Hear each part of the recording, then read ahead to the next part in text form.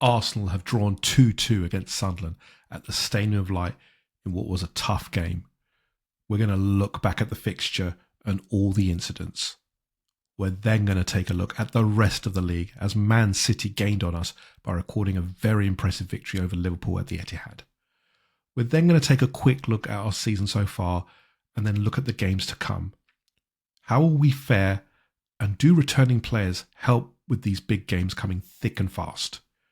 Joining me to discuss all of this is Rohan Jeevan from the Cannon podcast. Your international filler is here on episode 28 of Red Lines and Half Spaces.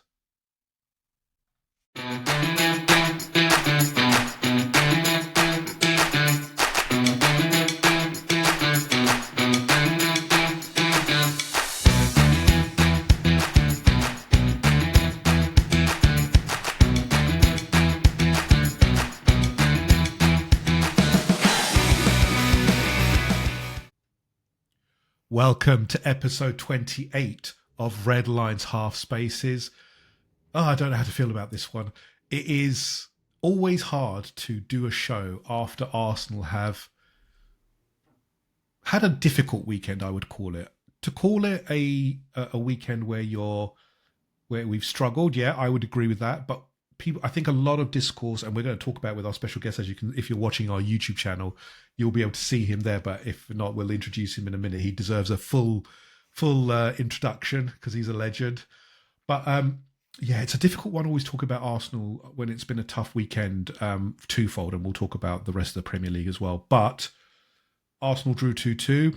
We're going to talk about it. We're going to talk about it's the international break, so we've got a few more bits to talk about as well. We're going to look back at the season so far with our guest and really delve into how we're doing and look ahead to what's going to be a very tough December by the looks of it. But let me introduce our special guest. He is part of the Cannon podcast.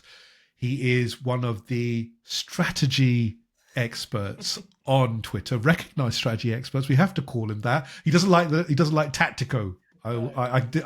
He doesn't like it. And he's also put up an excellent Substack offering, which we're going to put in the link in the description. But it is Rohan Jeevan. Rohan, my friend, we've done a few latte firms together, but it's a pleasure to have you on Red Lines Half Space. I really appreciate you coming on, my friend. Oh no, thank you for having me. I'm gassed to be on.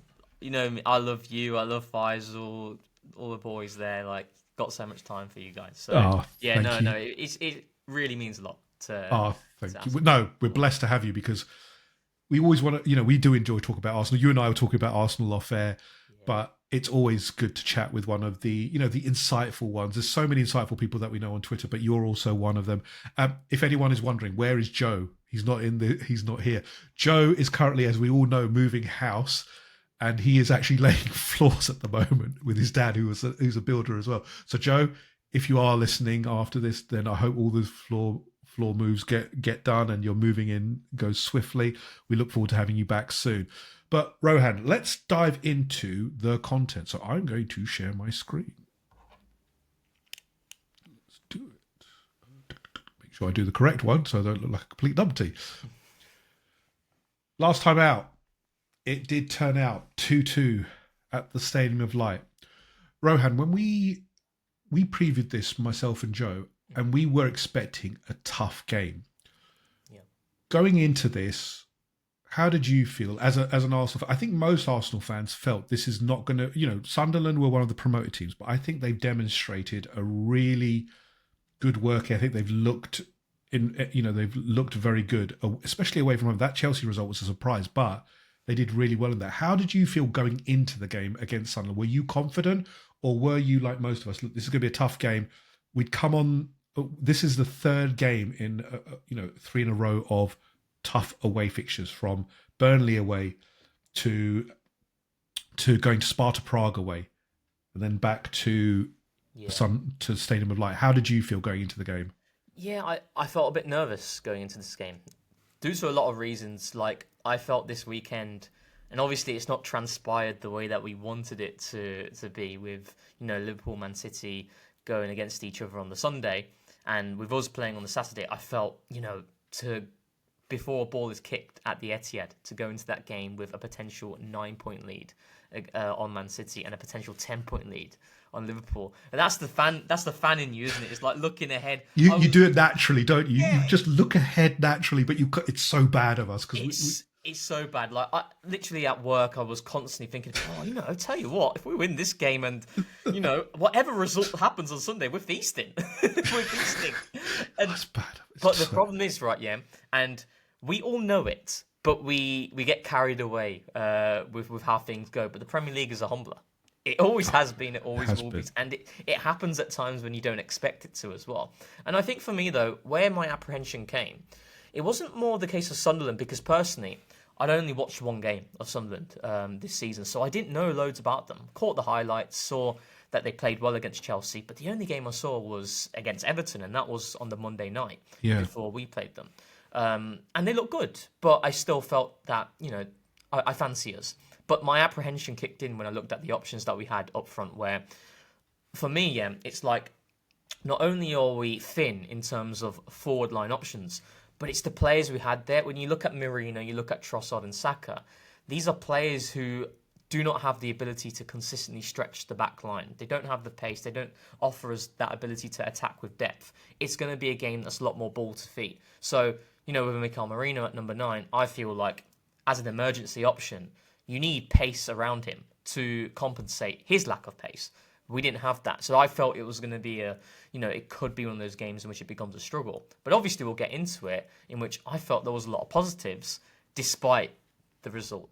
Oh, no, it was absolutely positive. But let's look at the lineup, since you talked about it. Yeah. So if you're watching on YouTube, you'll see our slides. If not, we're going to describe it for you. But it's of the formation, the lineup that Mikel put out.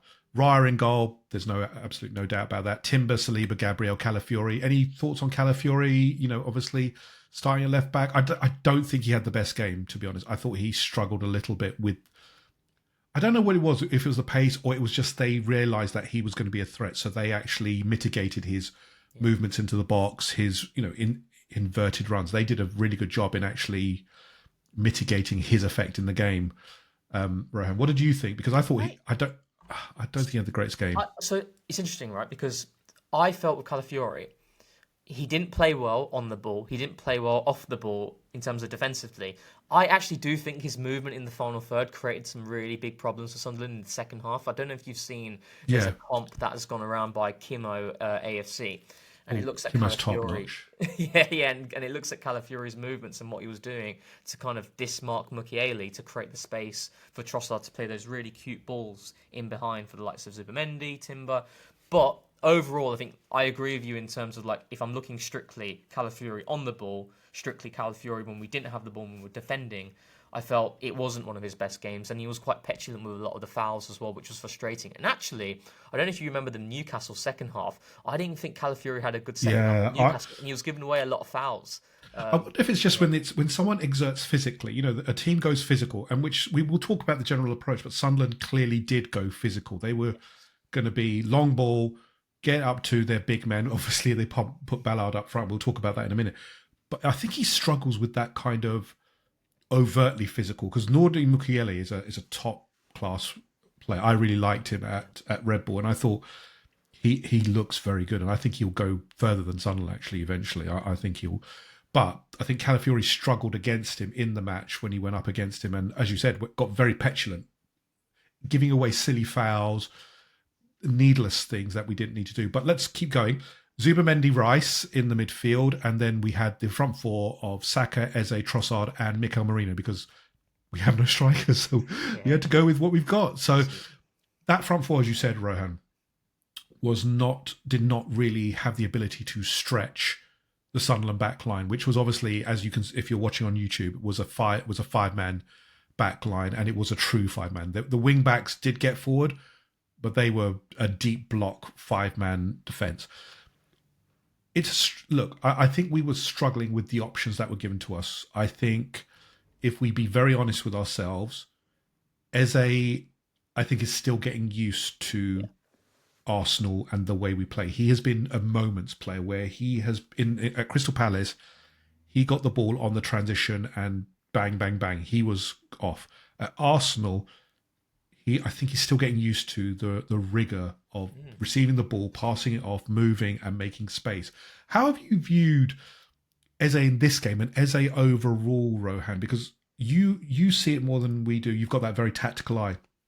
But I felt that Eze has had moments, and I think he's been a good buy. He's definitely been a good buy, because if you think about last year, where would we have been without Martin Odegaard? We would have been nowhere. He has filled that gap, and he will be a good player, because I see too much from him personally that I think he's going to be an excellent player. But I think he's struggling with being in that kind of right 8/10 where he has to keep coming back onto his right foot. I constantly notice that he can't execute that quick turn that he wants to, because he has to go back to his right foot. And then I think he's struggling with deep blocks. I think he's struggling with as I said, the rigor of the passing and the movement. How do you feel Eze is bedding into Arsenal, but also in this game as well, Rohan? To be honest, mate, I love Eze. I was really, really happy when I think, do you know, when there are players in which the Arsenal fan base is very difficult to please, right? Eze was a player, when that news came out from Ornstein, it felt like everybody was on board with it. Everybody felt, it just makes sense, doesn't it? And we were both there, obviously, in the game against Leeds, in which you were there, weren't you? Yes. When he was announced, you could just feel like it just felt so right with the journey and what he has done since. But actually, so at the start of the summer, I was like, I think we need to sign, if we're going to sign Eze, we need to get it done early, because playing for Crystal Palace and playing for Arsenal is a completely different environment. And Mikel has alluded to it as well post-match in many games, and also when we signed him, which Eze has thrived in open space. Palace last season and this season as well, despite how well Oliver Glasner has set them up, they are a team who aren't the protagonists. They are a team who sit off a lot more and they hit you on the break. So the spaces are going to be open for someone like Eze to carry, and the partnership that he had with Mateta and Sarr as well was phenomenal. And you come to an Arsenal team in which it's a completely different environment, as you alluded to. And I do think, we'll get into the game, but I think Sunderland, certainly gave a good account of themselves to try and play, even though it was a more physical game. But overall, what you have seen is Eze being surrounded in an environment in which he's up against settled defences, in which there's not much space to operate in. So it is a lot more about moments, especially with the way that we are using him right now in the middle of the park. And I actually think what's interesting is, you look at Eze playing right centre mid, you look at Odegaard playing right centre mid, it's two different roles. It's night and day, isn't it? One's a metronome, one is very much trying to fit into that role. You can tell he's struggling in that role, because he can pass off very well. Look, there's no issues passing off. Yeah. But Martin Odegaard is very good at quickly receiving the ball and quickly moving off and moving with the ball, and making that transition quicker. I think Eze struggles with that, because, again, as I said, he's playing on his weaker foot effectively to do that. We're very left foot heavy on that side. We don't play towards the right foot. You could easily say, "Oh, go and shoot with your right," but everyone's passing it naturally with to the left foot of the 8, and you can tell he's struggling with that. Well, to add to your point as well, we are statistically the most left-footed team in Europe. I don't know if you saw that. I wouldn't know that. We've got, how many left footers do we have in our team? But so going back to that point about Odegaard and Eze, and this is where this idea, Mikel is rigid in a role in which he's demanding X to play exactly the same as Y in that position. It's not true, and the Eze point attests to that, right? Because Martin Odegaard is a master at stepping outside the block and being able to dictate, getting a lot of touch on the ball. Eze's not that type of player, and I don't think Eze will ever be that type of player, because it's not his game, and that's fine. That's the reason why we sign Eze, because he's a different type of player to give us qualities in different ways. And actually, I think overall, he's neat. It's teething issues. I still think it's teething issues. It's a player who's going to need time, and I expected that. That's why, if there was a world in which we could have signed Eze really early and he could have been one of our first signings, I would have been really happy with that, because he would have had the pre-season. And he also needs to settle in a position. The problem is he's not in his position. We know that Martin Odegaard is the right 8. He is the fulcrum, not the fulcrum. He is the metronome. We know that already. Eze's position, we assume, is going to be on that left wing where Trossard is. And this is the other question that's coming, because Trossard, and we'll talk about him, is delivering.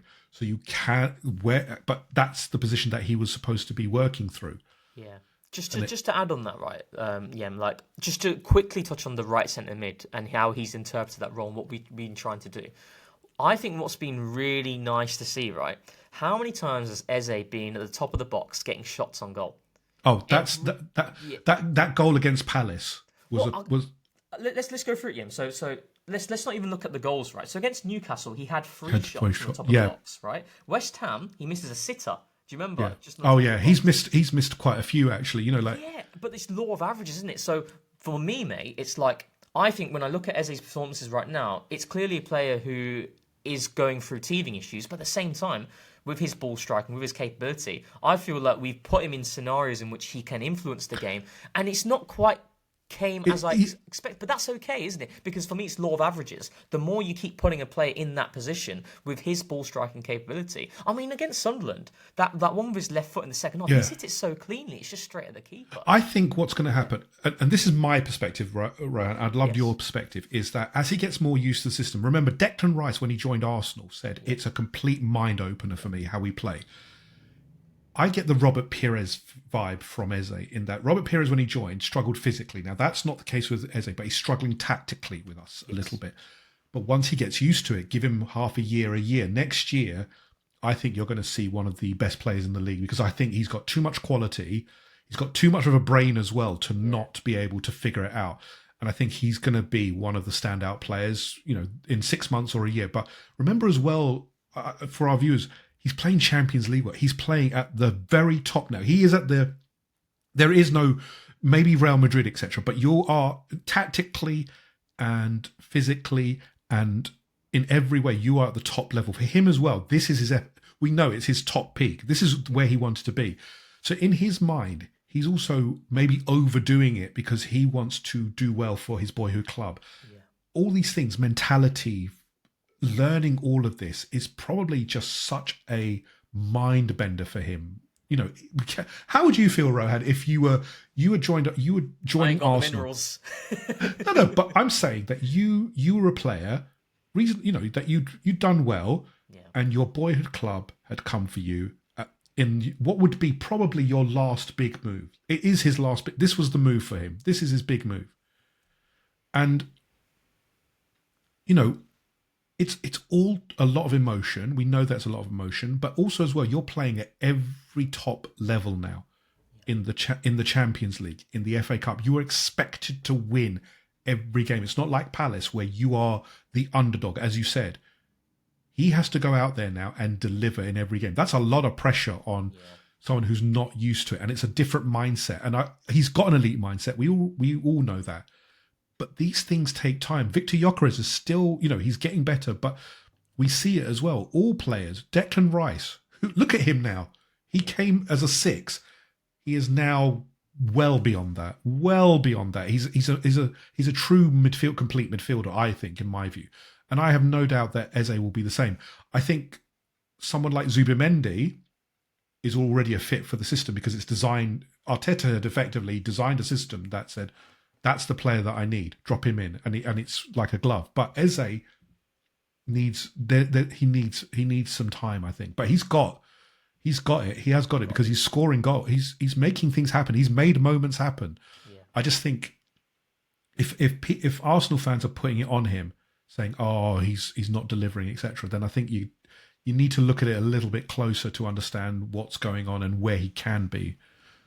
What do you think? I completely agree, mate. I agree with everything there. I think, though, sometimes there is a lack of patience for players in the Monday. I mean, like, how many times have you seen it online? And it's very tribal. Rival fans will look at Eze's numbers like, oh, how many games has he played already? How many goals has he got? How many assists has he got? And it's become very much like that. And it's a bit of a shame because, new players do need time. I mean, a lot of the players, it's not just Eze. You look at number 10s.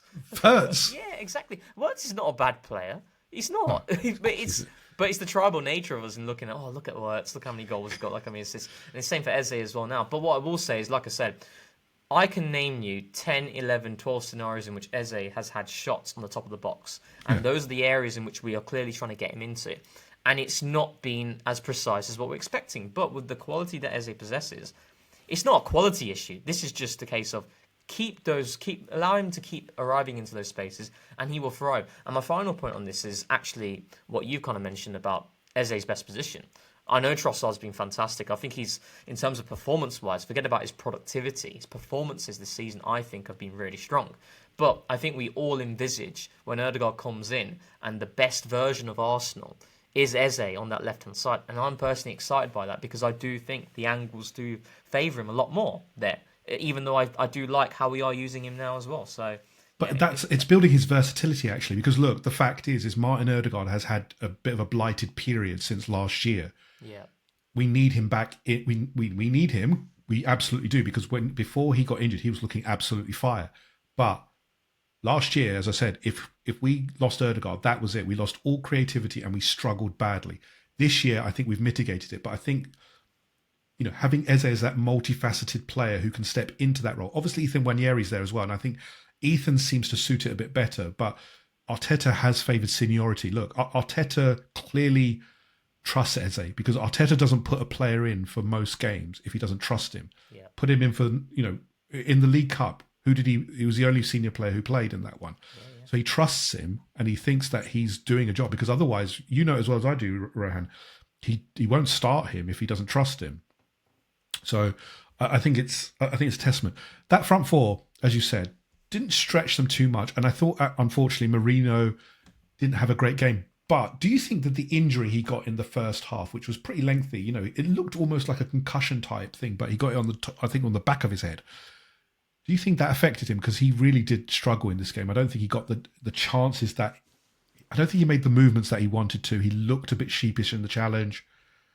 I actually didn't think he played particularly well against Slavia Prague as well. He got 2 goals. That doesn't matter. He got 2 goals, isn't it? He got the 2 goals, and then we're looking at Mikel Marino and what he offers in the final third. And I do think Mikel Marino in the final third, it's a complete contrast to Mikel Marino when he's deeper. He's not midfield. He can't pass the ball. I've noticed he can't pass the ball. But I do think his play though, even in midfield, right, the higher he goes up, you start to see some of his best qualities arise. It's when he does drop deep, and when he's very much of a player in which he's so smart. Every single player I've seen so far, when they're talking about who do they think is going to be a coach in the near future, they say Mikel Marino. They put Mikel Marino ahead of Martin Ødegaard. Mikel Arteta also, in one of the Spanish media outlets, did an interview, and he was asked about who's the most tactically astute member of the squad, and he said Mikel Marino. So it's when I see him sometimes when he's receiving the ball deep, I've got no doubt he's got all the ideas. He knows what's the right thing, but then his actual execution and his ability kind of hinders him there, doesn't it? So just a little bit. I would say that I was pretty frustrated watching on the TV, going, Mikel, what are you doing? Yeah. Why do you keep doing that? Because he keeps losing the ball. He tries this. I don't know if you notice this, Rohan, but when he gets the ball, he tries to turn back on himself and try to outfox the defender. It never works because they just put their foot in and get. He's such an enigma to me. I still don't know what. He's a box crasher. I'm convinced he's a box crasher. That's no doubt. But in midfield, he struggles with the press. The press when it gets to him, even though he's press resistant in some respects, but he loses the ball too easily for me. His passing is not the greatest. He's quite heavy in his touch as well. I think for me, right. So Mikel Marino, when he's receiving the ball deep against a press, I'm panicking because, like I said, I feel he knows exactly what the right pass is to play. And he will attempt it, but then his actual ability hinders him in that regard, and that puts others in spot above her. Do you remember last season against Man United when he comes on, and Declan Rice saves him with that last-ditch challenge? And there's been many moments like that. However, I will say, Mikel Marino, higher up the pitch, he's quite nimble. The higher he goes up in the final third, even in midfield, and I do think he does a lot of good things there in some of the runs that he makes. And I just think he's a final third player. That's what Mikel Marino is. He is someone in which Mikel said last season against Brentford. Do you remember the 3-1 win? It was near Christmas time, right? And Mikel Marino scored. He's like, well, we knew the type of game that was going to transpire with Brentford in terms of sitting deeper, and he was mentioning the density in the box. It's becoming very crowded. Mikel Marino is a master. He said a master of finding space when there isn't space. And that's the beauty. That's when it's. This is where I think Mikel Marino is going to be useful to us. When it's a tight game and you need to change it up and bring someone on who's going to disrupt the defence. Yeah. Perfect. bring him on, but you have to have someone with there still as a focal point because he works off that focal point, I feel. On his own, in the formation we had, it's too easy, isn't it, Rohan? It was too easy for those three defenders to, if you look at it, Mukiele, Gertrude, who I really rate actually, and Ballard, to get into him, one of them, and just disrupt him. And when he's disrupted, he can't, there's no one to work off. And I think that's the difference. And I want to just bring you around on this, is the Victor Gyökeres argument. I was talking to you off air about this. We want Victor Gyökeres to score goals. We all do. He was brought in as a goal scorer. But the work he does and the gap he leaves, you can see it in this game. His work rate and his ability to stretch a defence and occupy them was so needed in this game. This was the game where you needed him. And it's such a shame that we've lost him for this game, because I think Arsenal fans start now to appreciate Victor Gyökeres, and actually rivals as well, appreciate that Victor Gyökeres has changed how Arsenal play. It frees up Saka, Trossard, everybody, Rice, to allow them to get forward. I mean, Rohan, how would you view the Victor Gyökeres whole? Obviously, Mourinho is a completely different player, but here's the $1 million question: would we have won the game with him, do you think, if he was there, in your opinion? It's always difficult to say, isn't it, with like profound confidence. But I do think our chances would have been higher for sure if we had a Victor Gyökeres, because of the points that you've made there. I just felt, for me, like this game, and you look at that lineup, you look at the options we had at the bench, just no real pace to really threaten that last line. And the point about Victor Gyökeres, right? I found it really interesting because, again, it goes back to the point of, Mikel Arteta, is he expecting X to play exactly the same as Y in a specific role? No, because if we look at our three actual strikers, Gabriel Jesus, Kai Havertz, and Victor Gyökeres, they all interpret the centre-forward role differently, don't they? Yeah. Victor Gyökeres stays on the last line. He's pinning centre-backs, he's staying central. Because Mikel Arteta recognises that is the best way to get more out of Victor Gyökeres. Kai Havertz is someone, and there's certainly more nuance to this, but from a very basic, general point of view, like, if I tell you about Kai Havertz, you will say, well, Kai Havertz likes to drift a lot to the right-hand side and to support with Saka. Jesus, you will know he likes to drift to the left-hand side to support with the likes of Martinelli, the 22-23 season. Victor Gyökeres, again, they all can make runs. Kai Havertz made loads of runs. He's made loads of runs when he has played at centre-forward, made loads of runs for Chelsea. But Victor Gyökeres, that is his bread and butter, isn't it? And that's what he does constantly. He's almost incessant with it. Incessant with it, yeah. And also, I think what he's been getting better at as well is his pressures. Like you're saying, the intensity he's provided in the press. I think statistically, in terms of like pressures from forward players in the Premier League, he ranked top in the Premier League. And he's more smarter with his press, because this is what I was saying in one of our previous episodes. He's smarter with his press. Before, he was a bit of a headless chicken with his... Man United, just really added. Man United at Old Trafford. And again, I'm someone who likes to give players time. But then when I looked at that game, I thought, this is so frustrating, because I'm used to our frontline players really full on at it. But all it takes, if one person doesn't understand the demands, then it can really lead to a... And it did, didn't it? It did, yeah, it did. So, and that led to Rice not knowing what to do in terms of how to step up, when to step up, because Victor Gyökeres wasn't doing... And you had to wait for Ødegaard. You had to wait for Ødegaard to initiate it, and everyone else to follow. And I agree with you, Rohan. I think he started to learn it. And this is actually what I really appreciate. Victor Gyökeres is a smart player. I think everyone... He's a goal scorer, yeah, and we're going to see more from it.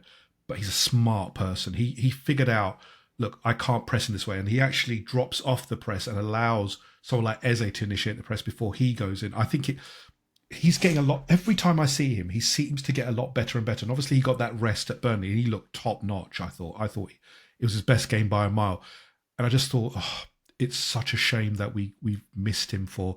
The Slavia Prague game, I wasn't particularly bothered about. I think we would have got through that regardless, and we did. But this game was the one that I thought we're lacking that true focal point to pin Ballard, Mukiele, Gertrude, to make it awkward for them, because we allowed that it gave Ballard the license to keep going forward. We also missed his presence in the box as well. I think one thing about Victor Gyökeres I keep seeing is he's very good defensively as well. He's there. He's heading away. Yeah, it's like Havertz. Post for corners, he does. Like Kai Havertz does a really good job there as well. On the near post, the amount of times he wins the first ball. It's something that's not noticed, is it? That Mikel asks a lot of these players, and there's no doubt that he probably pushes players more than most coaches. But the work rate they go through, these are work rate heavy players. Victor Gyökeres, Kai Havertz, even Jesus.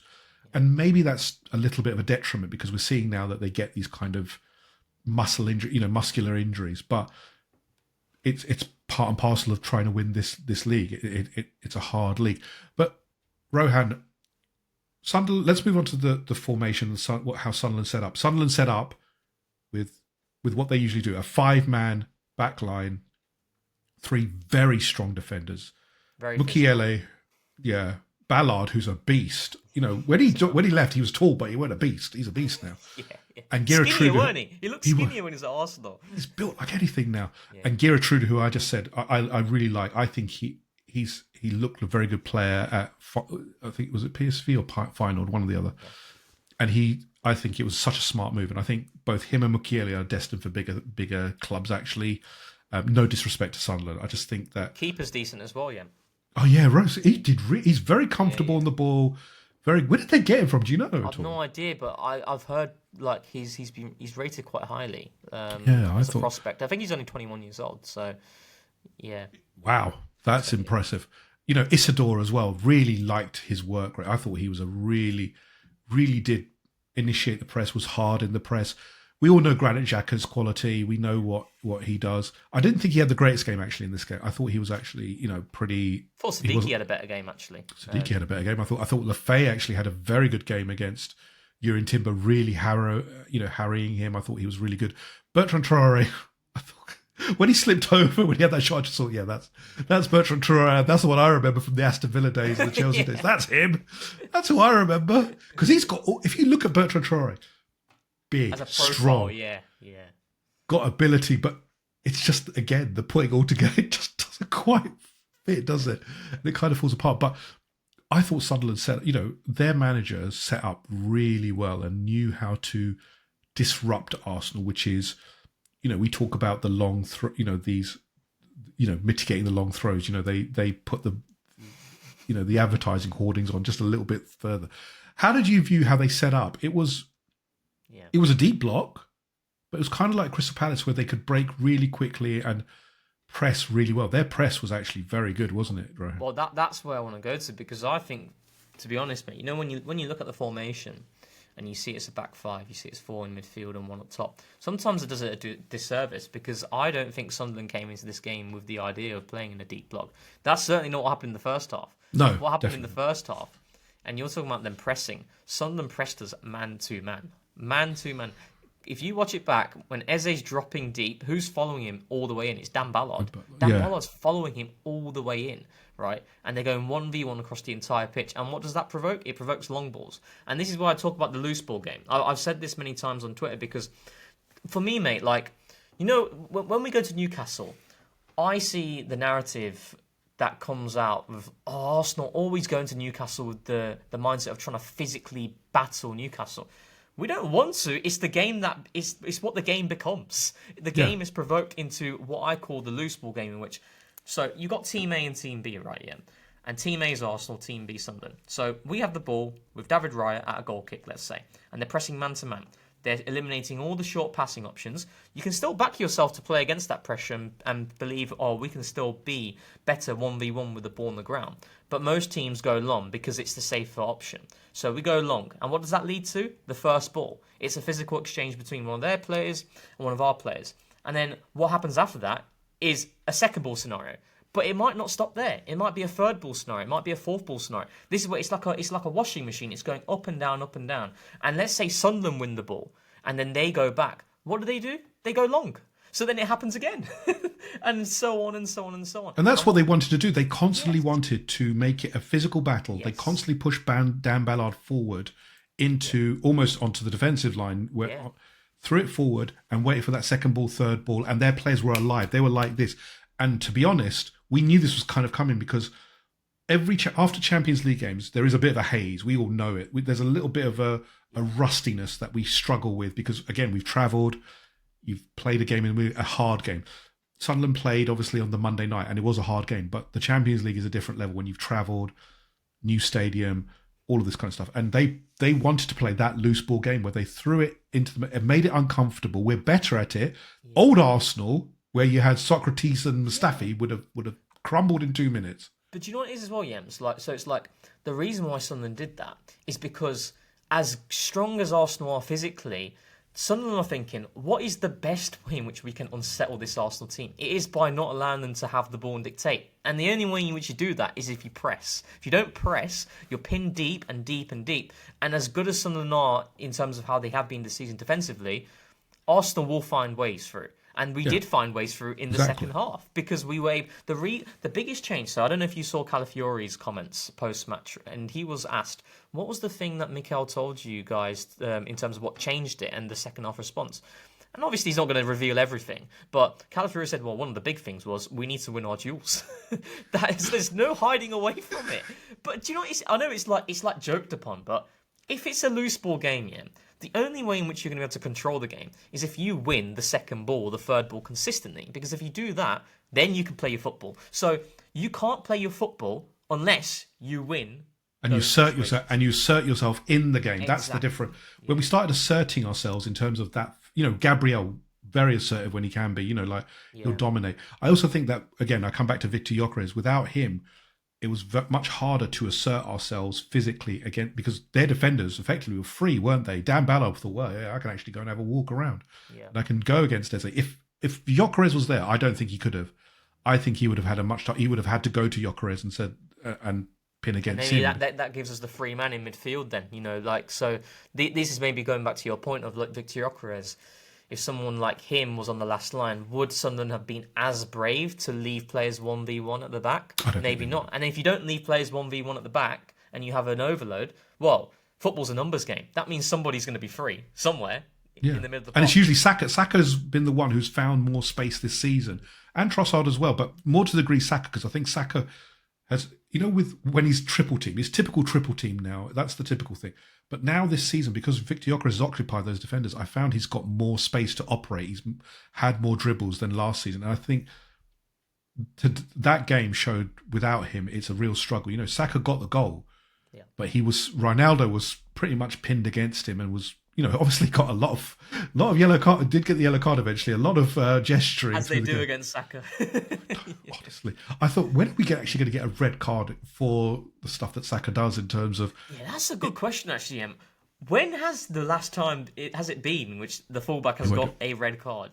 How many fouls were there against Ronaldo? I think about 7 or 8 on Ronaldo. That should have, accumulation wise, you think about it, that should be red card territory, but it wasn't. The leniency against players hitting Saka is crazy. I don't understand it because other players get protected much more than Saka. It's probably because Saka gets up and goes, I don't. Yeah, exactly. Yeah, there could be something there as well. Yeah. So let's look quickly at the stats on the screen if you're watching on YouTube.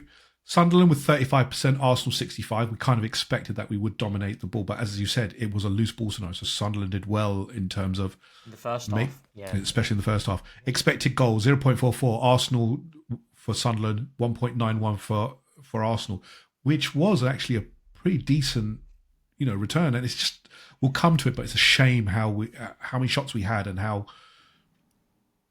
terrible we were in taking our chances because we had a lot of good chances. 6 shots in total for Sunderland, 17 for Arsenal, coming back to the point I just made. 2 shots on target for Sunderland, they're 2 goals, obviously, and 7 shots on target for Arsenal. This was a terrible game for our stats. Our records were completely blown to smithereens. It's like a great stats game, but poor scoreline.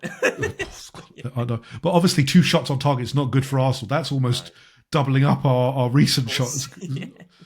Terrible. We expect zeros now. We're not expecting these 2s and everything. Big chances created for Sunderland. 2 chances, 4 for Arsenal. Accurate pass rate. Sunderland with 226 passes with a success rate of 79. Arsenal with 460 with an 87% success rate. 2 corners each. As you just said, Rohan, on the stats basis, this looked like a really good game for Arsenal. Yeah. But because of this loose ball scenario, it kind of throws the whole thing out, doesn't it? Because it was a disruptive game, wasn't it? Their second goal, as soon as we got our second one, they threw, their manager tactically threw everything forward. He went for the whole shebang. And I just felt Arteta kind of didn't respond in kind. You know, he made one substitution, which was Mosquera. Right substitution for me. But I think we should have had more because there were some dead legs out there. What would at the you end. have done? Yeah, if you were in that position and Norgard, I would have had Norgard on it over Zubimendi in that over scenario. Zubimendi. I think so because the legs were telling, and you need that kind of battler, the physicalness, and the experience to say, look, calm down. Don't get into what they're trying to do. Be physical, but stop the game. Get that kind of almost situation where we're playing for fouls, etc. Those kind of things, and I think we didn't. But again, the stats, we did well, didn't we, Rohan? As you said, second half, I think we did much better. The first half an hour, we were absolutely in that haze. I think just to give Sunderland their credit, because I think sometimes, and we were kind of being facetious about the shots on target, and there's an entitlement now from us thinking, no, team shouldn't be able to have shots. It's a bit of fun, isn't it? I think if any rival fan is thinking we take this seriously, don't. We are jesting about that. I think we're all realistic enough to expect that teams will get a shot on goal against us. Yeah. But I think because obviously the record stood for a while, I think we were getting a bit jokey about it, going, we expect zeros now. And then it hurts though when it happens, doesn't it? Right? It does hurt. I felt physically sick when Slavia Prague had that penalty. I was like, no, this can't happen. Because Ben White came on, and then my first reaction was when that happened, thanks, Ben. Thanks, Ben. Thanks for doing that. And then you're like, thank God. The referee, oh my God, we're all right. Yeah. But going back to the second half response, mate, actually just to touch on the Sunderland first half, right? The opposition is also allowed to do tactics. And I think sometimes, so the common response I get was, Arsenal were rubbish in that first half, second half they changed it up, they did a lot of these different things, etc. And we made a few little tweaks for sure. But at the end of the day, right, the opposition, the Premier League, how physical it is, it can happen. Those first half performances can happen. It's not a case of Arsenal being complacent. I don't sit in the camp of Arsenal were complacent in that first half. I sit in the camp of Sunderland, matched us really well physically. And fair play to them, as frustrating as it is for all of us. And I don't know about you, Yen, but when it went half time, I was thinking, I can't see the scoring a goal here. Neither could I. I honestly, the second half I did not see coming, and that's credit to Mikel. Exactly. And for me, mate, when I'm looking at that second half performance, so let's cast our minds to games we've had under Mikel Arteta in which we have came out of half-time, which we are goal behind. This is one of our best performances that scenario. I'm looking at Aston Villa in 22-23 at Villa Park, the famous 4-2 with the Jorginho goal. I'm thinking about Bournemouth, obviously, the Reece Nelson. If you go all the way back in the 21-22 season, we played Wolves at home where there was a last-minute goal from Lacazette. I think it was an own goal, actually, from Jose Sarr. Obviously, this season against Newcastle, I thought our response was brilliant in the second half. I actually felt we played really good throughout the entire game there. And I put this very much in that category as well. It's just a shame in how it transpired because I don't know. I want to ask you this, right? Do you believe Sunderland deserved the point because of their first half performance, their endeavour, their desire, their work rate, etc., all those soft factors? Or do you sit in the camp of where I sit personally, in which, when we look at it from a chance creation point of view, we have created a lot of chances here, and I'm thinking, we're a bit unlucky not to win this game. We were unlucky. I think we were unlucky. Look, credit to Sunderland for pushing it all out in the last few minutes. They could have easily said, look, Arsenal scored, that's it, game over, done. Their manager changed it and and the other point as well, Rohan, as well, and I'm sure you agree, is that they had the quality to bring on. It wasn't they brought on also-rans. They brought quality players. Brobby is, played in the Champions League. He's a big physical unit. They've gone almost like for like. Isidore and Brobby are kind of the same ilk. Almost, in terms of what you're going to get, really, aren't you?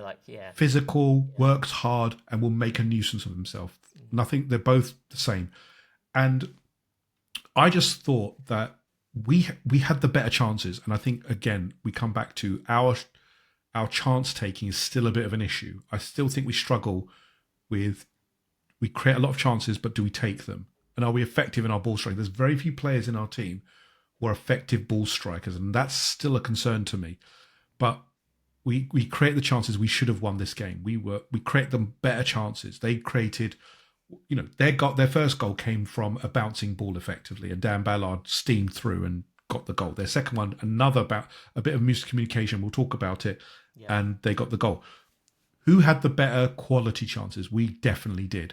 It's again, the taking of those chances is something that frustrates me And still. and for me, so like just to add further meat to the bone there as well, like I think Sunderland, the two situations they had in which they scored, which we'll obviously talk about, I think there's a lot of randomness to that. There's an element of randomness which is very prevalent in football. But I think in terms of other chances and moments Sunderland did have, to be fair to them, what I will say is, do you remember in the first half where towards the end of the half there was that shot that was dragged by, I can't remember what his name was, it was Saka. on our right hand side. Oh, do you mean the Sunderland player? Sunderland, yeah, it was on our right hand side as the half was approaching to a close, and he drags it wide. I'd say it was a half chance. Yeah. But then in the second half, do you remember that ball over the top and Reynaldo is in, but then it's Yeah, yeah. that was a clear-cut chance. If he had got Yeah. a better touch on it, he would have, he And would have. Mikel actually responded with that, with the Mosquera sub, because what happened is, because we had Saka higher, and with the wing back pushing forward with the winger, that meant that Timber was 2v1 now, so he was in a really difficult scenario. And he They brought played the ball over the top. Okay, how do I respond to that? Well, if I bring Mosquera on and I create a line of five, then we're going to be able to manage that a little bit better. So I actually felt from that perspective, and also the fact that I know that it was going to be very physical, very tumble dryer at the end, getting an extra body at the back there to try and help Oh, no. as we've done before. That we could bring on a beast like Mosquera Yeah. was solidified. And I don't think the defence was. I don't think the defensive choices were the problem. We're going to go into it, but Rohan, let's talk about the incidents in the game. First half, as we talked about, was a bit of a tumble dry of football, and we went in 1-0 down through like you said, that kind of goal where it was a bouncing ball, and Dan Ballard got the luck of the bounce and steamed through, and it was a fabulous shot. Look, you can't take away from the shot, and David Raya couldn't have done nothing about it. It was just smacked with so much force. If he got to it, his hand would have come off, I think. Yeah. But it was a reward for Sunderland doing really well in, as you said, pressing us and making it awkward, especially for a team who had come off the Champions League. We know most teams struggle with away Champions League and coming back from it, and it proves so here, especially Arsenal. Arsenal do struggle, I find, when they come off Champions League games. And, it was a really awkward first half, and Sunderland did well to go, it was... I don't think it was a surprise when you saw the flow of the game. It was more of an annoyance because how the goal came about, because it was kind of that bouncing ball scenario. How did you view the first goal from Dan Ballard, Rohan? Very un-Arsenal-like. Like really un-Arsenal. And especially in the case of Declan Rice. Declan Rice, since he's came to Arsenal, he has been fault for pretty much negligible amount of goals that we've conceded. I'm thinking like the last one that I feel Rice was at fault for was when we lost to West Ham 1-0. Yeah. But that again, we knew what we saw. He had a pretty poor game in that one. Very rarely he got hooked in the second half, I think around the 60th minute. But yeah, like it's quite interesting because Declan Rice not only loses the first ball, but then we proceed to lose the second ball. But then he loses the third situation with Dan Ballard being able to get past, which is rare for him. He's very usually rare. If he loses the first one, he's there at the second one. He's usually exactly. very good at being physically able to match up. Yeah. So I agree with you. I think that's what it is, mate. I think that's all it is to that goal. It's exactly what Sunderland expected. It was very much a case of every single time. And when this game becomes very frantic, it's a loose ball game. What do you get? The higher probability of fouls, more throw-ins, more stoppages, and set pieces, indirect set pieces. And Sunderland, they had one motive. Whenever they had a set piece, whether it was right in their own half, whether it was right in the centre circle, the goalkeeper was going to take them and he's going to lump it long and he's going to try and cause some chaos. That's all it is to it. And the chaos aided Sunderland in that situation. And ultimately, it's just a case of players losing their battles there. And Dan Ballard strikes, who had an absolute worldie of a game, to be honest. He really did, didn't he? Yeah. He did. Everything went right for him, like even at the end with the block for Marino. I know. So. Well, we talked about Granit Xhaka, and it was a Granit Xhaka derby. Dan Ballard kind of fell by the wayside a little bit as the forgotten man, but he had an outstanding. He was the man of the match. Look, I don't think you can take away from it because he got a goal. He defended really well, and an assist. And he got an assist. Of course, exactly. I mean, you can't ask for more from a defender. A clean sheet, I think, would have toppled his FPL by. Yeah, I was going to say that his FPL would have loved that.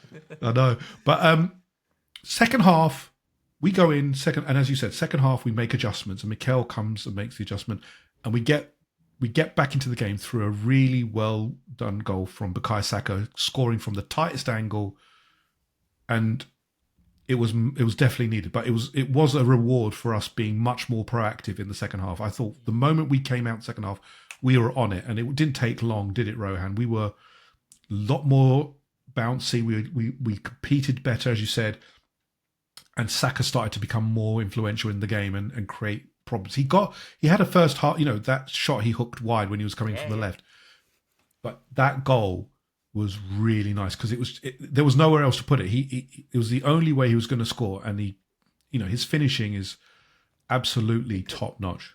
Because the pass from Marino is not a good pass. It's behind Saka, so he has to take the touch and then put it on his right foot, and then the finish is crazy.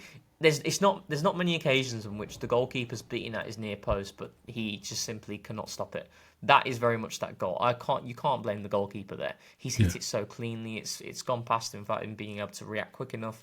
It's brilliant, and it's Declan Rice at his very best as well in the situation that led to it. Like, I felt Declan Rice, it was a poor first half, but his second half response was fantastic. Well, he was dead by the end, wasn't he? He was dead by the end of it. He was flogged at the end, but like the what Declan Rice does there, that's what he does at his best, being able to win the ball high and then allow us to really kick on. Declan Rice does that time and time again. What's let Arsenal down is what follows. When we win the ball back in the past, when we force the turnover, our press is fantastic. But what transpires with our attacking play in that scenario has been stale over the years. I've actually felt we've improved in that regard this season, and that goal comes directly from that. So yeah, really good. Yeah, and then obviously we go ahead from a Leandro Trossard rocket. And I thought Leandro Trossard actually... Look, let's touch upon this. I am not a Leandro Trossard fan, and I've made that very clear. But I cannot deny his goal achievements and his goal involvement. I think Wayne and Met, who hosts Can You Believe It podcast, put a stat out that in terms of overall contributions since he joined, in terms of the all-time Premier League list, out of 15, he ranks 12th. So that's still very impressive. That includes Kevin De Bruyne in that list. Yeah. He is a goals and assists machine. We don't rate it highly enough, and we do slate him because obviously he looks lazy and he looks miserable as anything when you see him. I mean, he's never happy. But he is the one who was making avenues, making opportunities. He was very clever actually in this game. I thought, it was highlighted really well that they weren't going to go hard on Leandro Trossard, but what it gave him was the space to stop, think about a pass, and then pass it off really well. He was creating a lot of good chances, and I thought he's going to get something because he was making too many opportunities himself, and then the goal was just superb. We all know he's one of the best strikers at the club in terms of ball finishing, but that strike was really special, wasn't it, Rohan? He's got a ridiculous catalogue of goals for Arsenal. I mean, you're thinking, do you remember Goodison? 2 seasons ago. Do you remember Wolves?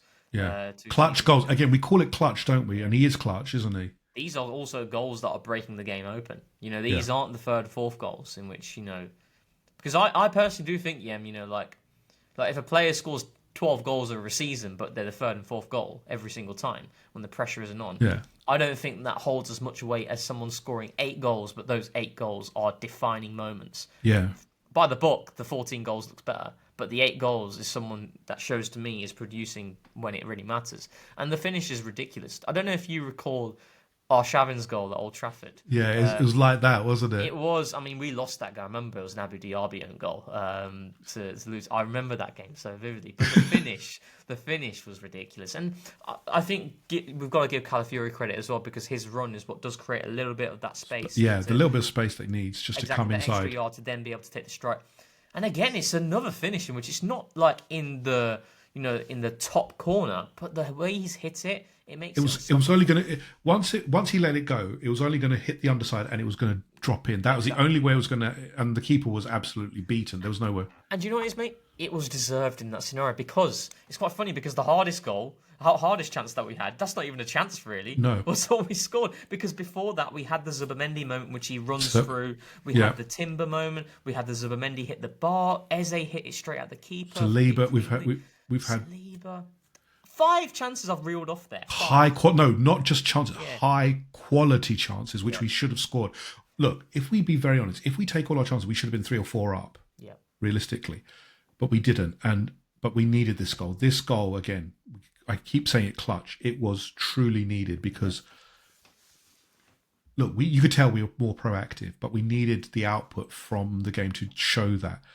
and obviously it's disappointing. We'll go into it, but at this point, Rohan, I thought that's it, job done. We've learned our lesson. We are not going to let this slip. Shut up shop, and just get out of the Northeast. That's all I wanted, because this game had proven, as you said, an awkward game, and you just wanted to get out of there, didn't you? It's kind of like Newcastle. You know, when you got that goal, the last minute goal, you're like, thank you, bye-bye. Yeah, and do you remember Newcastle had a little moment at the end as well in that game as well? There was one moment. No. And this is it. I mean, we'll get into it, but I think what happened was variance in full flow. And, you know, when we kind of do our conversation about reflecting on the season, I think, you know, this was a lot of hard luck. I genuinely do think that, you know, I feel like we've obviously... I think Mikel was handicapped with the options that he had on the bench. I'm adamant if there was a Martinelli, a Madueke, or a Gyökeres or a Havertz, we would have seen Sakharov, we would have seen Marino. Oh no, you would have seen some rotation there, because it's just he was getting better at it. He was getting a lot better at it. Yeah, what I do agree with you. So like for me, where I sit on it, it's like I think Nkapie for Calafiori made sense. Oh yeah, it made sense to make that substitution. I don't know why he didn't come. I don't know why he didn't come on actually. Yeah. I agree. I agree with that as well. And the Norgard one for Zubimendi, that also makes sense, because Zubimendi in that game state, and he did start to look jaded as well. Norgard I think has been seen as a player who can come into that sort of environment. We didn't see that, but it then goes back to the point. My overarching feeling of, would that have stopped the goal that Sunderland got in the dying embers? I don't think so. Personally, I just don't think so. Like, and it's a lot of if, buts, and maybes, really, isn't it? It is, but it's just that I think we needed those. You know, if you had those fresher legs, would it have changed the way that we would go about the fouls, the movement, you know, the breakdown of the play? Because obviously they got forward on the breakdown of our play. And would we have broken down so much with much more fresher players? You know, like a Norgard just being a screen, but also getting a bit more up the field, and Nkapie being as what he is, robust and aggressive. Do you think what could have also been in Mikel's mind? Because I rewatched the game, and I can hand on heart tell you, Sunderland put in 4 crosses from the 84th minute to the 80th minute. So it wasn't this barrage of crosses that they put in, right? Do you think that perhaps maybe with the extra sub that you do make towards the end, it adds a bit more time, you know, and then it means you then have to see it out a little bit longer. Oh yeah. Maybe there's that. I'm just trying to think devil's advocate of why Mikel maybe perhaps. I don't know. I mean, I was a bit frustrated. Look, Mosquera absolutely, as I said, was the right substitution, because you need that physicalness and that height to deal with it. But Nkapie and Norgard should have come on. I saw no reason. Look, Miles Lewis-Skelly was not the player for this game. This is not his game. Or Ethan, or Max Dalman. You know, it's not the... absolutely not. This is a war. This was going to be a war is a bad term for it, but you understand it's a physical war. In a footballing context, it's a tumble dry game, isn't it? It's going to be balls everywhere. You want aggressiveness. You want aggressiveness, and Nkapie is built for that. That's him in a nutshell.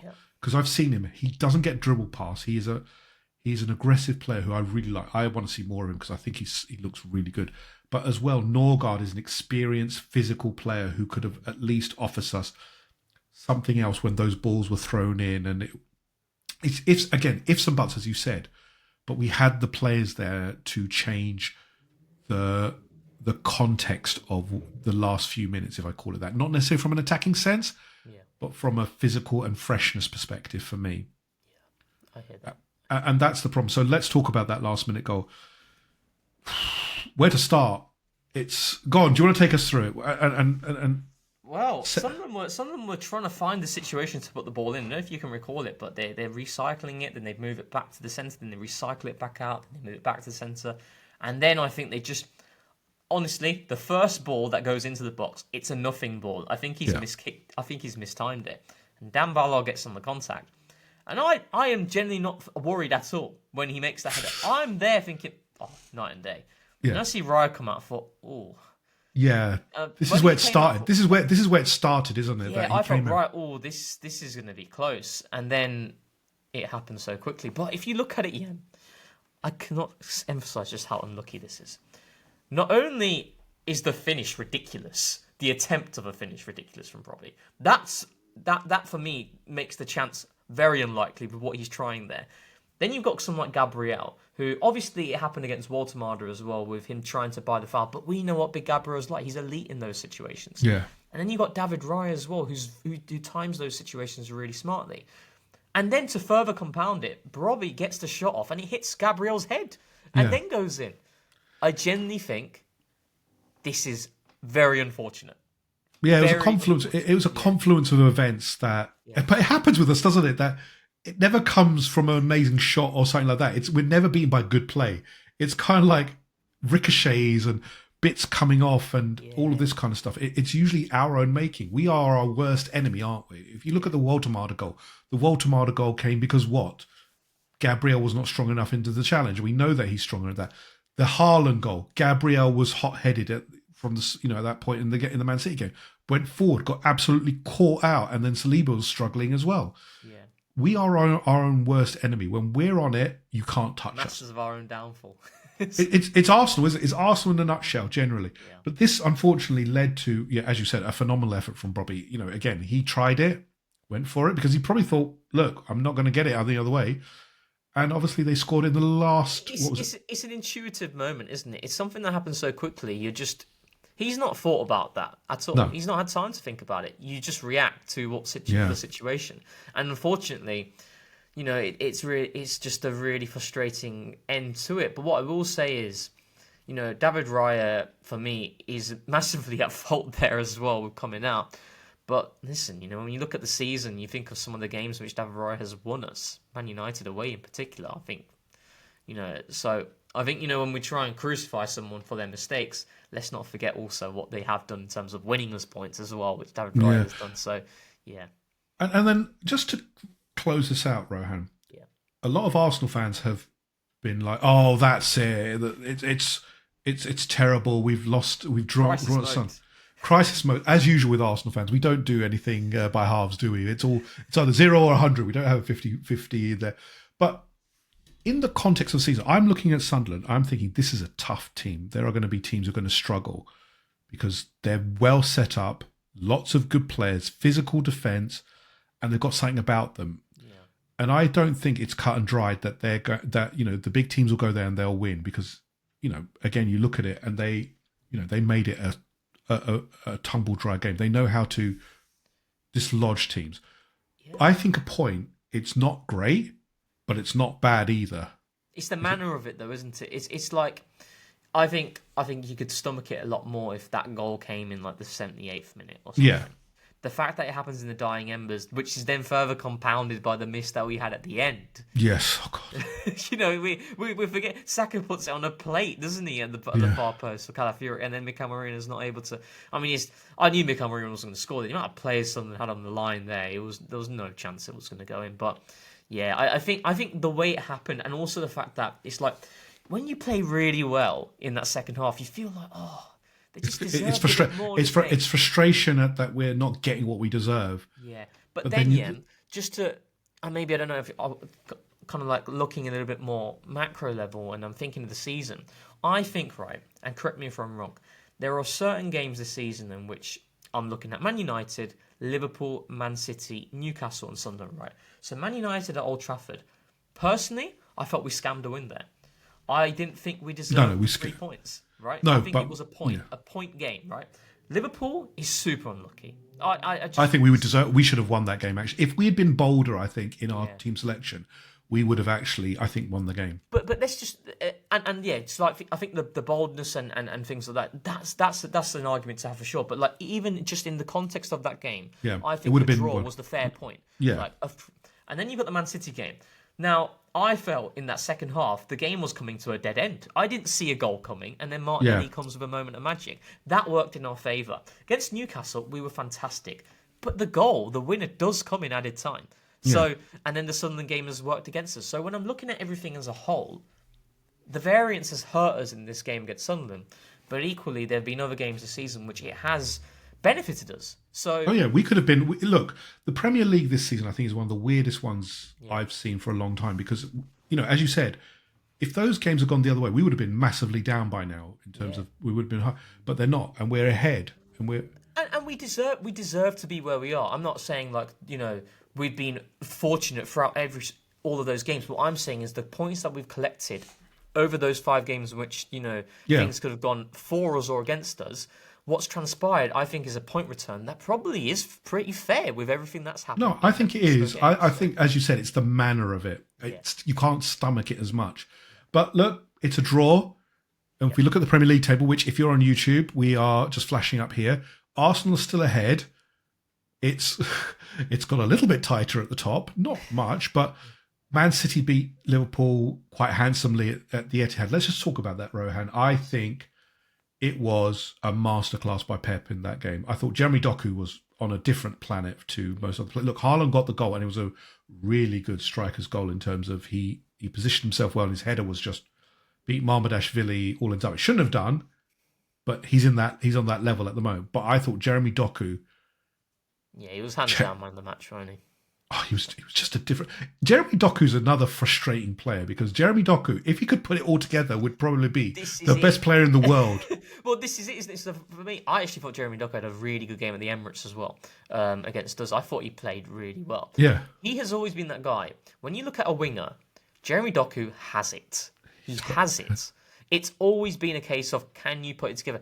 And the same applies to Madueke as well. Yeah. Madueke is fundamentals in terms of like pace, ability to beat a man on the outside, the inside. He can do it. He can do it against it's that final element, isn't it? It's the second half against Atletico Bilbao, for example. That second half is Madueke in a nutshell right now. But from a coach like Mikel Arteta, he's thinking, well, this is a player who 1v1, he can beat his man with ease. So if I create situations which we will do 1v1, he's going to be fantastic. It's just the decision making in the final third, but with repeated patterns, with being in the right position at the right time, pre-rehearsing these sequences, that will become... It's like Sane, isn't it? Sane, when he joined Man City, was exactly the same, and working with Mikel, he turned into this monster. And that's why I think like coaches love those types of wingers, because they're like, oh, it's rough around the edges, but look at the raw quality. Like, I don't need to coach them how to dribble or like pace. I just need to coach them where to be, and law of averages, continue to put them in that situation. And that's what Doku's doing now, isn't he? He's getting into that situation. In this game, I just thought he took it to Liverpool in a way that I don't think I've seen before. Look, they've been poor this season. I think we can acknowledge that. But Conor Bradley literally was struggling every time. I've never seen Conor Bradley so dislodged. And he'd had a fantastic week. Vinny kicked him in the bottom. Literally kicked him in the bottom. But Doku literally destroyed him. Maybe it was just over a bit of tiredness from that game. Look, you beat Real Madrid, you're always going to be on a high. But I just thought it was a different level, and Man City deserved the win. I think Liverpool are struggling at the moment. I think they will beat lesser teams because they've got the capacity to do that. But against the big teams, I think they're going to struggle a little bit because the quality of the defence they'll come up against is better. But then on the break, you just saw... I mean, again, people are saying it's a 2-horse race. I still think Man City are not the Man City of old. Would you agree, Rohan? They're still a very dangerous team, but there are still weaknesses in the game that you can see coming. They very much rely on Haaland. Haaland will still be the one that gets some goals. If he's injured or has an off game, like at Villa, then they struggle, don't they? Yeah, I mean, it's like, this isn't the Man City of old, in which it's like, 23-24, Arsenal go on and put a club record run in terms of what they do in the second half of the season, 16-1-1, 100-point pace. What did Man City do? They proceed to do a 102-point pace from December. Yeah. That was the margin, 102-point pace versus 100-point pace. That sort of level. I don't think this Man City team is capable of doing that, But at the same time, I do think they're a lot better than what I had initially thought going into the season from what I saw early doors. But again, I mean, look at their next game. It's against Newcastle. Now, I know Newcastle are in a really bad moment, but mate, Newcastle in the big game at St. James's Park, that's a tumble-dry game. That's a tumble-dry it's a pure... That's going to be on a full cycle game, full tumble-dry, you whack it up to the full level. They're going to long ball like long ball So it's before. the case of, like, can Man City compete physically there? If Man City compete physically, they will beat Newcastle. If Rodri's not in that game, I think they will all struggle because that midfield of Tonali, Guimaraes and Joe Linton is the most physical in the league. There is no doubt of that. So for me, the big question mark is, can they compete physically against that Newcastle team? If they do that, they'll win the game. because they have the quality to be able to break teams down. The creativity, I think, what Pep has done, he's made certain changes with the wingers coming a lot more central and what he's doing the fullbacks. We won't get into the nuances, but there are changes happening there. But the big question I have on this City team is, can they run up and down against a team that is going to challenge you in that manner, which Newcastle will do? And the fans, they will be... Listen, Newcastle, they could play, I don't know, Burnley next week. If they're playing Burnley at Turf Moor, Yeah. I wouldn't put my money on Newcastle winning because they're in a bad moment in those sorts of games. Yeah. But in a big game at St James's Park against a big team, they do well against City as well. That's the thing. But I also think as well that City look very much. They are still vulnerable to the transition. They still. I don't think it's as you said, the old Man City where it was they're so defensively solid. They stop everything and it just turns into a boring game. It is much more open. Even Liverpool still had chances in that game. They should have. Again, there's the whole debate about whether Van Dijk's got with Robertson and all this kind of stuff, and obviously how Webb has been trying to give his 2 cents as he usually does. But Man City go second, 4 points behind us. It'll be interesting to see how this plays out because, again, next couple of weeks, things look different, and we'll talk about that in a minute. Chelsea are third. I don't think Chelsea still are...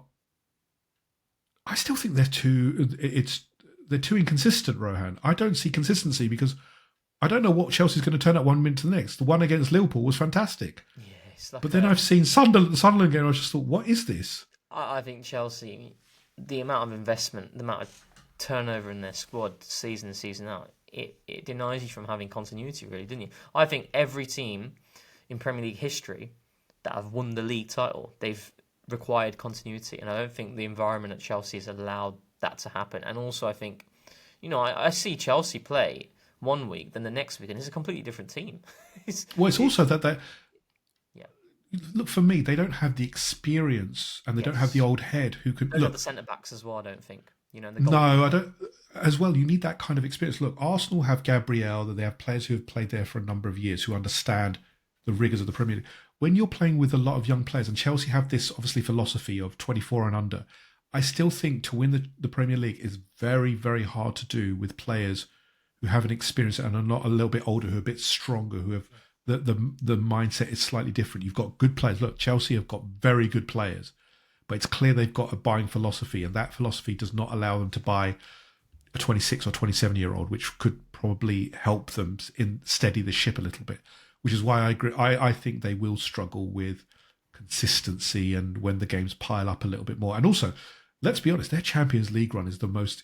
outside of Tottenham, is the easiest run I've seen. It is. And also, let's now touch on it. How do Tottenham get the UEFA Conference League run of the Champions League and still mess it up? How? How do you do it? Hammer blow. Give them the hammer blow. But I don't understand it. You can't... You have the easiest run of the lot. And I'm talking like, who they've got... they've got some dross teams in there, and they still made 10 saves against Monaco. I don't know if you remember, in the 0-0 that they had. Chelsea as well. They can't beat a carrier bag. Look, I know our good friend Curran, who's listens, and he didn't like my joke, but everyone else does. Everyone else likes carrier bag jokes. I liked it. Yeah, I liked it. Exactly. There you go. Thank you. But again, I look at Sunderland and are in fourth, and they've done really well to get there. Will they stay there? I don't think so, but I think they're going to survive. Tottenham, sure. And we're going to talk about the NLD shortly, so don't worry, people. I think Tottenham are struggling with their identity right now. I think Thomas Frank is struggling with the kind of pressure that's coming at him from Tottenham fans as to he wants to impose his identity, which is obviously defensive stability first, everything else comes later. Whereas Tottenham fans want it they want everything, because that's what Tottenham fans like. They want the free-flowing football, but defensive solidity and all that. It doesn't work that way. They're struggling, especially at home, they're struggling. How do you view Tottenham at the moment? Because obviously we're going to get into the NLD, but their season has been inconsistent again. If you look at the Man United game, thought they'd won it, in the 93rd minute, then switched off again, and they got absolutely done on the cross for where De Ligt scored. Now, if I'm being fair to Tottenham, which we shouldn't really do here, but they have had a lot of injuries this season, right? I think injuries have certainly played a role in terms... Maddison, Kulusevski, No Solanke as well. These are big players for them across the front line. But they've still got quality. They've got a lot Yeah, of quality. absolutely, they still got quality. But like, I mean, when you're looking at that Man United game, I'm thinking, look at Man United are close to their strongest lineup, and Spurs have still got. They didn't have Kudus in that game as well. Yeah. Which is a massive play for them. So that's kind of telling you more about Man United, really. But I think with Spurs, I think with Thomas Frank, I think Thomas Frank is a very good coach. But my question mark and my challenge to him was, you are now part of a team that aims to be the protagonist in games. That's a different mindset at Brentford. That's not to say Thomas Frank didn't do a fantastic job at Brentford. I think tactically he is very much up there in terms of his ideas and his way of playing. But it is a different pressure. As much as Tottenham are tin pot, it is. No, but pressure. they ask a different. They demand. I mean, you're seeing how fans are responding already. That it is demanding there as well. So it's a case of, can you shift that dial and can you deliver consistency against the teams that you are on paper expected to beat? Now that's really unfair to the nature of the Premier League that it is right now, because we've just seen against Sunderland on paper newly promoted and the problems that they cause. But Tottenham do need to do better. Like, I mean, I watched their game against Wolves at the Tottenham Hotspur Stadium, and Wolves deserved to win that game. No, they 100% deserved it. It was the first game I thought Wolves actually looked a decent team. Yeah. They haven't really at all in any other game, but yeah. But yeah, I think for me, like Tottenham though, and it's quite. I'm quite shocked with in terms of how they have performed in the big games since that City game, because I felt my prediction on Spurs this season under Thomas Frank was they're going to take a lot of points against the big teams. I have a feeling that in those sorts of environments, Thomas Frank is going to set. Well, I hope not. I hope not again in the next one. But then at the same time, that we saw that Chelsea game. They were awful in that Chelsea. It was one of the worst. I didn't see anything from. them. Yeah. And then the Man United game again. That game was rubbish until the last 10 minutes or so. But do you think look, they play with two sitting midfielders in Palhinha and. They'll play Bentancur. with three absolute dogs against us. Oh, yeah. It'll be Bentancur, it'll be Paulinho, and it'll be Sarr. That's what I think they'll do. Oh no, they will absolutely go. He will go full on. They'll go Jed Spence as well, because he is strong 1v1. And the two centre backs, I think Van der Ven and Romero, they're a good partnership together. They'll play Kudus. They'll play, I think, Brennan Johnson as well, because of his pace in behind. It's going to be a game that I fully expect of what we had played against Brentford over the years, Thomas Frank. Yeah, awkward games. Yeah, so I don't think it's going to be a walk in the park, but I think we'll be fine. So we'll come to that in a minute. We'll give a bit more flavour because we like LLD Day. Aston Villa starting to come good. Actually, they looked a lot better. They certainly. What's happened to Bournemouth? I mean, while we're out, we'll talk about the Bournemouth drop off. Yeah, I mean, I've not caught a lot of the games though. Really, recently. Don't know if you have, but apparently the Aston Villa game, they were very 4-0 doesn't really paint the full story of the game. Apparently, from what I've heard, it doesn't. But again, it's concern. Like Bournemouth were right up there, and they're still a really good team. But obviously, the Man City game, we watched that, and I thought they were pretty terrible in the Man City game. They tried to play that high line. Senesi especially got caught, and it was almost at will they got caught out. Yeah. And it's a bit. Iraola, I think, is one of the best managers in the league. Him and Glasner are the two top managers. And if Man United or Chelsea got hold of them, I think it makes a problem for us as a top team. But yeah, the Bournemouth drop-off is a little, not concerning. I think they'll still be a good team. Though, isn't it? One to watch. One to watch, definitely. But Man United, up there, the fans are loving it. No shave of the hair yet, because they still can't win 5 in a row. We still wait. 5 in a row is also really hard. Not just for Man United. I think 5 in a row was pretty. It's a bold target. 3 in a row. I think 3 in a row was a realistic target. Yeah, 5 in a row, like that's old, man. That's old school Man United. I mean, we do 5 in a row, right? But it's not easy doing 5 in a row, like no, especially in the Premier League nowadays. Yeah. So. But yeah, I don't think I can't see them getting 5 in a row. I think his hair's going to be a lot more poofy by the time does it grow down? I don't know if the way it's going to. We'll see. We'll see. We'll find out. Liverpool in 8th. Liverpool again struggling with. I think a lot players of change, who are, really, isn't it? A lot of change, teething issues. But you're paying 400 million. What's your opinion? You pay 400 million and you're going through change. You can't justify that, can you? This is it. It's like, from a footballing sense, you can justify it, but from a tribal sense, you can't justify it, I think, as well, right? Like, I like my tribal hat for this, because we get it a lot as well, really. So no, but look, you're the champions, Yeah. and you build from a position of strength, and you buy the best player, one of the best players in the league, in Isak. You buy one of the best players in the world in Florian Wirtz. You buy two. It's a lot of players, though, isn't it, Ian? Like that you're expecting to go straight into the team, really. I mean, you got Ekatike, in which they break. Well, I think, they got Wirtz, Ekatike, and Isak.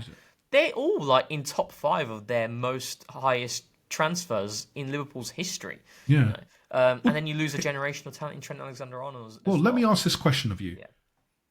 Do you think the Ekatike and Isak situation was the wrong move in terms of buying both of them? I said it at the time. I felt they were better off getting an out-and-out winger. I think there was linked to Barcola. I think a Barcola would have made a lot more sense in terms of... Not even letting Diaz go. Letting Diaz go was a silly move. Yeah, so they needed to replace Diaz, I think, for me. And they haven't done that. I think what they've done is maybe it was a case of at the time which they signed Ekatike, the Isak deal wasn't going to happen, but then there was the opportunity for that to happen. He's the best on the market, top. You have to pay top dollar for him. There's an opportunity to pounce there. I felt they were greedy and to try and get him. I think if Isak was available at the start of the summer, they wouldn't have signed Ekatike. No, I absolutely agree. I think it's a little bit of an incorrect strategy from Richard Hughes. Look, again, they've bought £400 million worth. Calling it incorrect strategy is kind of maybe sour grapes from us, but it just feels like it's imbalanced everywhere. That right-hand side is imbalanced. They lack a Trent Alexander. It's a Trent side hole. And I think Trent's still struggling as well with not being built, the team not being built around him in Real Madrid. But I think Liverpool will still come good. They're too good a team not to come good.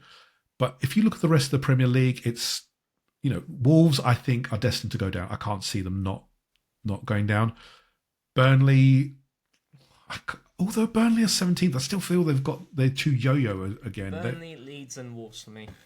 Burnley, Leeds and Wolves. You think Leeds will get dragged into it? So. West Ham? You don't think West Ham? They're the other team. Like, I think Forest will be fine under Sean Dyche. They got too much quality as well, Forest. Do you think so? I think the problem is that Forest, there's too much politics there. The politics are too strong. Politics. But I think Sean Dyche is from Nottingham. He loves Rock City as well down there. I just think I've not watched a lot of Forest since he's came in, but Sean Dyche is top. I genuinely think Sean Dyche is a very good coach, and I think the players that they do have there, I think he'll be in. But we're talking about survival here, right? Yeah. I think they'll. No, he's not going to be. He's not going to get back to what they were. So I think they will survive. Personally. Okay. Fulham are getting dragged into this though. Their form has not been great. They've got again a lot of quality in their team though. Still, really.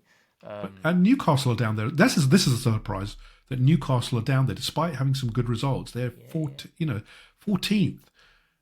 Do you think there's a struggle? They had this struggle as well. I noticed during the other Champions League campaign where they're 3 games a week. The transition back from Champions League to Premier League, I think they struggle with. They've got a smaller squad, and I think they play a very physical game, which makes great viewing when it goes well. And you saw it in the Champions League, but those players will burn out, and they do, don't they? They struggled in the past as well when they're in the Champions League before, and having to play 3 games a week. It's a tough grind, especially with the Champions League now with 2 extra games. With the new format, and I think Mikel learned off that. Do you remember when we entered the Champions League? We were high octane at it, going at them, and it cost us, didn't it? We struggled in games, especially after. I think now we try to coast through games. We're not trying. We've got the squad to be able to compete for. We don't go hard. Very rarely do we go hard. I expect in the Bayern Munich game we are going to go hard because that's a showpiece game. I can't wait for that. We're going to talk about it in a minute, but yeah, the Premier League. It's only November, people. I think it's a little bit early. What do you think, Rohan? Is it all cut and dried, or is it? I think you're like most. I hope so. I'm still confident. I'm confident. We'll do it. Confidence. I like it. If Rohan's confident, then we're all we should all be confident. I'm confident every season. What's that got us? That's true. That's true. And no Leicester in this one. Obviously when Leicester in there. Right. On to the season so far. So Rohan, we're just going to get a few thoughts. We're not going to look back at every game. We want to just get a summarization of where we are as a team. So let's have a bit of a think. We have made a good set of additions, I think. If we look at the fullness of the transfer window now. So, fullness of the season, we are... Where do you think we are, really? I think we're in a really good place, personally. I think for me, like I feel really optimistic by that second half against Sunderland in particular. I think it's one of our best second halves we've had under Mikel. And actually, when you look at the season as a whole and looking at those games that we kind of mentioned before, some of those games in which could have gone better, could have gone worse, how it's all transpired, I think we're in a good position. I mean, when we kind of like, we look at it from an Arsenal lens as well. Like Man City could equally look at it from their lens of like, they absolutely battered Brighton in the first half, but then they proceed to lose 2-1. They concede 2 goals in the second half. Against us, they're very close to winning that game, and then we proceed to get that goal to level the scoreline. So it's like every team has their ifs, buts, and maybes. And when I consider everything, all of that context, I think 4-point lead is a really strong position to have right now. Obviously, we've got hard games now with the Spurs, Bayern, and Chelsea games. But with the players that are coming back as well, I think that's what gives me that belief, because we're not talking about 1 or 2 players. We're talking about maybe all of them. The entire front line is back, isn't it? I mean, if we look at it, we've not had Havertz for the whole season. He got out. He was outed in the Man United game. He only came on as a substitute, really, didn't he? And it was a terrible injury. We need him back. I think it shows. I'm looking forward to seeing him and Gyökeres actually play together at some point, because I think that front line could be a bit of a ramrod. Can you imagine someone with a touch of Havertz with the ramrod of Gyökeres? That could be Martin Odegaard, the leader. You need him back. Look, I think Eze has been a good player for us in that position. He's had some concerns, but Martin Odegaard is a different level, and we all know that. Noni Madueke was absolutely on fire before he got injured. It was a terrible thing, but I think if you be honest in the fullness of day, you could see it was coming, because he'd been overplayed, and he played, he'd only had 2 weeks rest, hadn't he, from when he signed for us. Yeah. So I think we've got a lot to be, happy about. I'm hoping that we get, at least Gyökeres fit for the North London derby at the minimum, because I think we need a striker, but for sure in that game. We do need him back, or Havertz back. Yeah. Yeah. Somebody, and then we've got. Ideally, Gyökeres though, right? Because Havertz has been out for a while. Gyökeres would still. And we've changed our game. We've changed our game based on Gyökeres now. It's a hard thing to have him back, and he needs to be brought back slowly. I mean, it's a pretty disastrous injury, but again, as you said, it's hard games coming, and again, if we be realistic, we're going to drop some points here. This is where I think the drop is going to occur, but will it be as much as we think? I don't think so, because I think that other teams have not had the injuries we've had. I think we're in a better position if we can keep players fit, and that's the thing. We've already heard today that Riccardo Calafiori is now pulled out of the current Italy game, and I'm already scared, because you're like, but he'll be fine. But left back is not a problem, is it? Yeah. That's the one area where you're not actually worried, because you've got Miles Lewis Skelly and Piero Nkapie. Yeah. But again, every time we go to an international break, I'm kind of going, oh, please. Yeah, just come back safe, please. So we'll wait and see. But yeah, I agree with you. I think we're in a really healthy position. Nothing's given at this time of the season. We've got a lot to do. The Champions League as well is going to be a big one. We're playing the tough. Now it's where the big boys come through in terms of 2 games against Inter and Bayern Munich. Yeah. Big games. I'm looking forward to them. But Rohan, we're going to try and round this up. But we've had a little bit of news. Nothing major, but murmurings are, and Sami Mokbel of the BBC has put an article together that Andrea Berta is looking to expand his scouting department with the addition of Napoli's Maurizio Micheli. Like Riccardo Calafiori and Andrea Berta, we are getting to my terrible Italian accent, But sure your Italian listeners will love that. Yes, for my Italian listeners, I apologise right now. I'm very sorry. How are you viewing this one? I mean, obviously, in terms of his history, he has been credited with bringing in Kvaratskhelia, Hamsik, and a number of players to Napoli. And that Napoli team of that year was absolutely on fire. But he's called the human algorithm. He knows, he looks at players, he can put things together. It's no surprise. Look, if this is Andrea Berta doing it, Andrea Berta does not do things by halves. We've seen that now. Yeah. How are you viewing this appointment? I know you said you don't know enough about him, but from an overall context. For me, like what Andrea Berta has been able to do since he's came, it's been an unprecedented. time at Arsenal in terms of the proactivity, the volume of deals that we've done.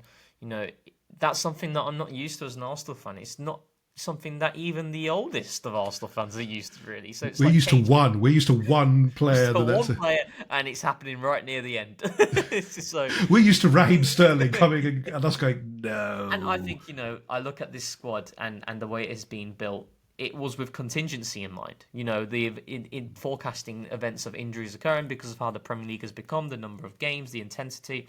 And I think, that proactiveness is not just happening on the pitch, but it's also happening with appointments like this as well. So I'm interested to see. I'm going to do a bit more research on him. But like, I think, there's this idea of like Berta's just doing everything his own way. I think what Berta's doing is he's adding more layers to what we can do. He's giving Mikel ideas and they're collaborating, and it's allowing us to then pursue these appointments. Well, like, I don't believe this guy coming in is happening without Mikel's approval. It's something that both Berta and Arteta are talking about, and then we're making really these swift deals, and it's really good. It's a new feeling, something that I'm not used to.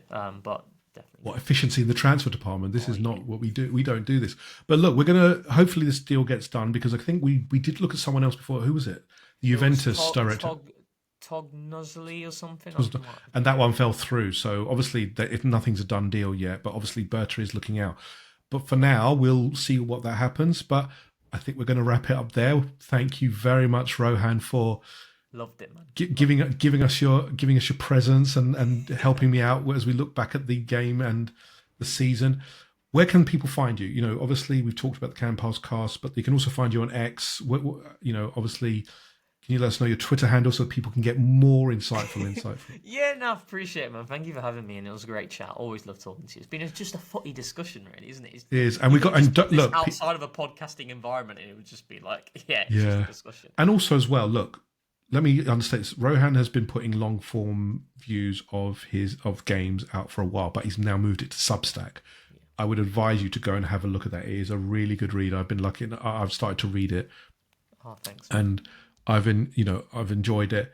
Do go and check it out. But for now, thank you very much, Rohan, and thank you to everyone who's listening. If you do like the content, if you like what we've been discussing share, here, subscribe, do it all. Thank you so. See, look, that's the beauty. That's what I love. Thank you so much. But please do subscribe to us if you do. It greatly helps with us. And we're trying to put out fresh content. We will hopefully have Joe back as well. We'll have guests like Rohan back. We'll get him back at some point where we can find a bit of his schedule. But for now, thank you all for listening. And always remember, keep between the lines and look for the half spaces. We'll catch you on the next one. Bye for now.